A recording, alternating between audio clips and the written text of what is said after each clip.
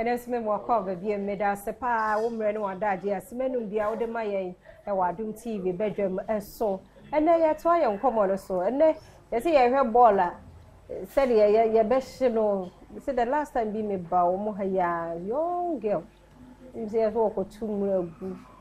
and Jano. Said na deodorant to say we did them. The pie. A was there no you know until a boy na a craft. Tiana sound come away ya baby me the power be NTA which me a victim because roll on near the talk into who him no akuja to mu the house she toilet papers any ka then we do how a boy endpoint for me part clinic another woman in the 80 sound come away ya we be how I drink prostate no infections stroke no diabetes for endpoint of her obesho I'm so for more kwaba that's a pound so ball and who come on here me pa why many a fast one because they are ball at the SASH but that's it. You will review a while, ubetimi ashe. A review so a honoma, untimi enshi. Okay. If you why you see aerosol, a womb, and only just a pressurized gas, a womb. And to funnel to say mosquito spray, ya decum and tuntumumi. Say who spray, spray no, say a son. Men question. Okay. Deodorant, and I spray a while with the goon, a duham, I would the goon, no. Se ne kan no esan wa menko hye se eyo paper toilet papers bi ne book bi a hu hia no wa prapra na wo so wo hye no a eno de ye kakra bi na wa hye enti sa ne o ma no fama bola ma no anasesie wo fom ye nhye na nkofo bebre gada sa ne o ma ne nyina no omosi omo hye se wo hye sa ne ma na etime hye wo ankasa efi se eno anso wo gas ewom nti esanse no wo gas wo mu no nti no sa gas no so ohu se ejaka no pe ono so pese opie nti esanse o pese opie no ntena fa akoni nti bo hu se etimi to te se nea etuo eto no bati po eto sana etimi to ehye wanim etimi to hye wata ade bebi o etimi to hye emi bi me nka mo yawo oba fefefe o se okosra ne nana ho na oprapra ne nana edem no prewie ye no apraketwa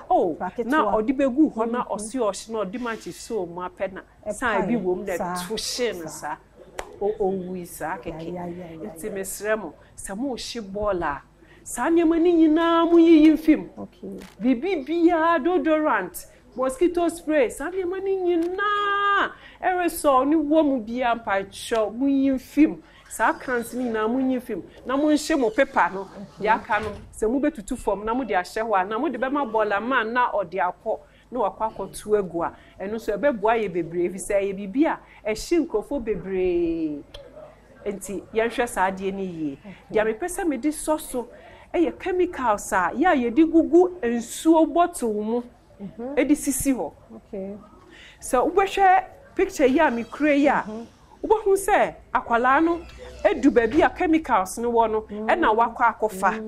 it said gu ensuo bottle mu na bibia akwala ni kokofa obenom obakaze ensuo it say acid ne wo mu de wo mu bia se kresi o ede ye obonso kokofa ya na wanom onum ya bonse ni minimu nyina hye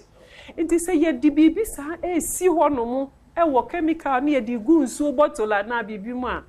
na wunya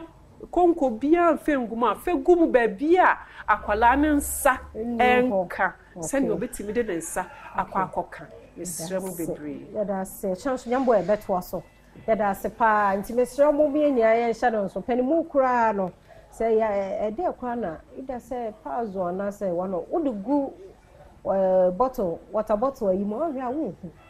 especially we fi hu kakra wo si ne o ma na ufo jesi baby na obi kofa ti mesre omi ehwe ni yen kwado mu nim nyansa wo ba fa anya su komode no anya wa hu bibi na fe ni minimu nyina bebre ba ya ha areho yen fancy ha na ochina so ye beto aso tie ni yie men fa ni agro na onim bre bi beto